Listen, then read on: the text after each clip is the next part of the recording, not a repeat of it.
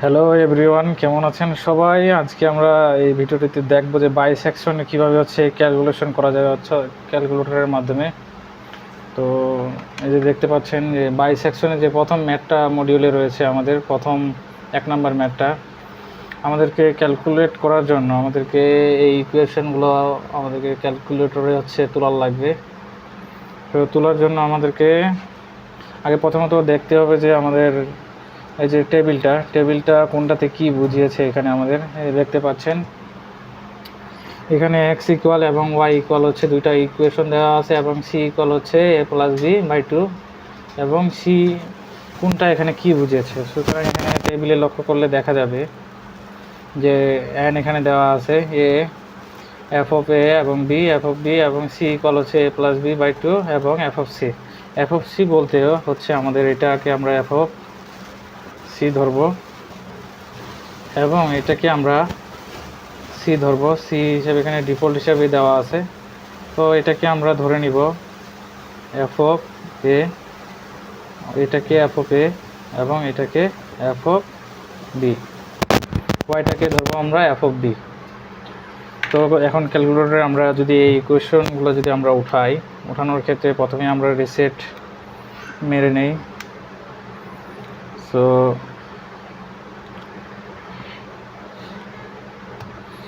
আমি রিসেট দিয়ে দিলাম আমার ক্যালকুলেটরকে রিসেট দেওয়ার পর যেটা করতে হবে সেটা হচ্ছে আলফা ইকুয়াল হচ্ছে এক্স, এখানে হচ্ছে আবার ইকুয়াল দিব, তারপরে হচ্ছে আবার আলফা, তারপরে এর আগে কি আমার ছিল ইকুয়েশনটা কিউব ছিল। সুতরাং এই যে দেখতে পাচ্ছেন শুধুমাত্র এক্সের জায়গাগুলোতে রিপ্লেসমেন্ট হবে এ এবং বি। তো এখানে কিউব দিয়ে দিলাম। কিউব দেওয়ার পর এখানে আছে আমার -2, আবার এ দিলাম। এ দেওয়ার পর আবার আছে -5 দেওয়ার পর ঠিক এখানে লক্ষ্য করলে দেখতে পাবেন যে এখানে S2 একটা দেওয়া আছে ডিফারেন্সিয়েশনের এখানে পাশে। সো আমি আলফা চাপার পর এখানে আমি S2টাতে এখানে ক্লিক করব। তো এখানে প্রেস করলে হয়ে যাবে এই কিটাতে আলফা চাপার পর এখানে দেখেন যে ছোট করে এখানে S2 দেওয়া আছে। সো এখানে যে অনুপাতটা আছে আমি অনুপাতটা দিয়ে দিব। দেওয়ার পর আবার এখানে হচ্ছে আলফা ওয়াই এর ইকুয়েশনটা আমরা টোটালটাই তুলব। এখানে হচ্ছে বি দিয়ে, শুধু এক্সের জায়গায় রিপ্লেসমেন্ট এখানে হবে বি দিয়ে। তো এখানে দেখতেই পাচ্ছেন যে আমি বি দিয়ে রিপ্লেস করে দিচ্ছি 5। আবার এখানে অনুপাত আমাকে খুঁজে বের করতে হবে, অর্থাৎ S2 এখানে দেখতে পাচ্ছেন যে অনুপাতটা আমি দিয়ে দিলাম। দিয়ে দেওয়ার পর এখানে দেখতে পাচ্ছেন যে সি এর এখন ইকুয়েশনটা আমি এখানে তুলব। আবার ওই একই নিয়মে সি আবার ইকুয়াল, এখানে আবার দেখতে পাচ্ছেন যে ভাগ দেওয়ার পর এখানে যেহেতু আমার আছে a+b, সুতরাং এখানে এইভাবে চাপলে হবে না, আলফা এ প্লাস যে আলফা b/2। আবার এখানে অনুপাত আমি চিহ্নটি ব্যবহার করব। ব্যবহার করার পর এখানে আমার ইকুয়েশনটা লাস্ট ইকুয়েশন যেটা আছে এই ইকুয়েশনটা আমি এখন তুলব ক্যালকুলেটরে।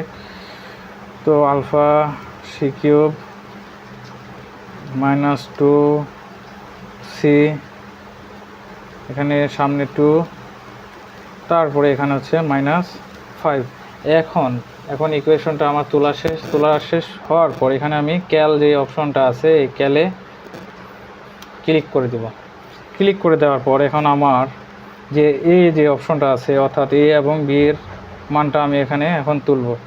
এর মানটা হচ্ছে এখানে দেখতে পাচ্ছেন যে এর মানটা হচ্ছে এখানে A2 দেওয়া আছে, সুতরাং 2 দিলাম এবং বি এর মানটা আমার এখানে 3 দিয়ে দিলাম। দেওয়ার পর এখানে যে মানটা বের হবে অর্থাৎ এক্স ইকুয়াল আমরা জানি যে এফ অফ এ এবং ওয়াই ইকুয়াল হচ্ছে এফ অফ বি এবং সি এর মানটা হচ্ছে সি থাকবে এবং যেই সি এর মানটা লাস্ট আমাদের সি এর পর যে সি এর মানটা বের হবে সেটা হবে হচ্ছে এফ অফ সি। এখানে এক্স এর মানটা এফ অফ এর জায়গায় হচ্ছে বসাই দিব। দেখতে পাচ্ছেন এখানে হচ্ছে -1। তো ফ্লোটিং পয়েন্ট আমাদের যতটা নিতে বলবে ফ্লোটিং পয়েন্ট আমরা বাকিটা হচ্ছে তুলব।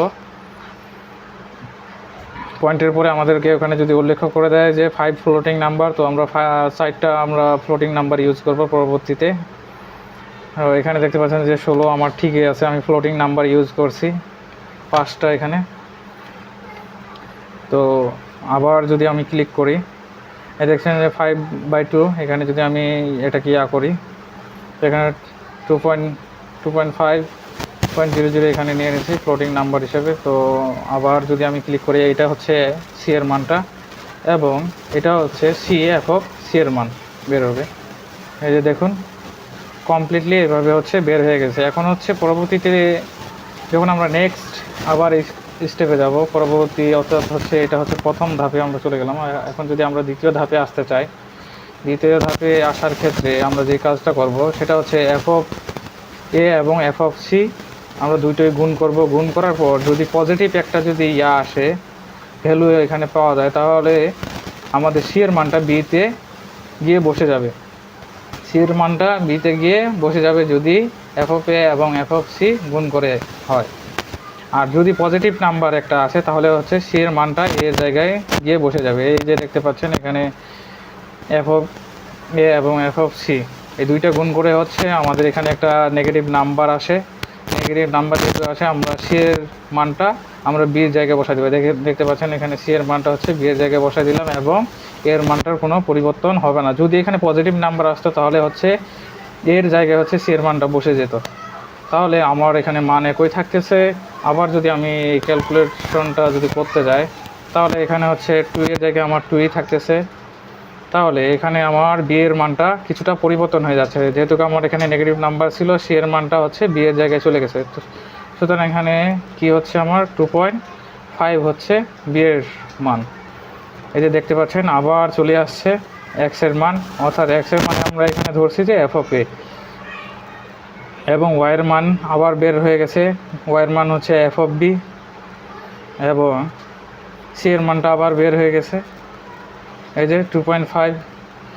আবার এখানে এটা হচ্ছে এফ অফ সি, এই টোটাল মানটাই হচ্ছে শেষের এফ অফ সি। আবার আমরা একইভাবে গুণ করব, এফ অফ এ এবং এফ অফ সি গুণ করব। যদি আমাদের হচ্ছে নেগেটিভ নাম্বার আসে, দেখেন এখানে আবার গুণ করার পর এফ অফ এ এবং এফ অফ সি গুণ করার পর আবার আমাদের এখানে একটা নেগেটিভ নাম্বার আসতেছে। দুইটাই গুণ করার ফলে আমাদের নেগেটিভ নাম্বার আসবে। আসার ফলে আমরা সি এর মানটা বিতে বসাই দিব, তাহলে আমাদের এই মানটা বিতে গিয়ে বসে যাবে। তাহলে দেখেন এখানে রিপ্লেস হয়ে গেছে এবং এর মানটা অপরিবর্তিত থাকবে এখানে। তাহলে এইভাবেই বাইসেকশনের ম্যাথগুলো করা লাগবে। তো কিছু সমস্যা থাকলে অবশ্যই বলবেন, আমি সমস্যার সমাধান করে দেওয়ার চেষ্টা করব।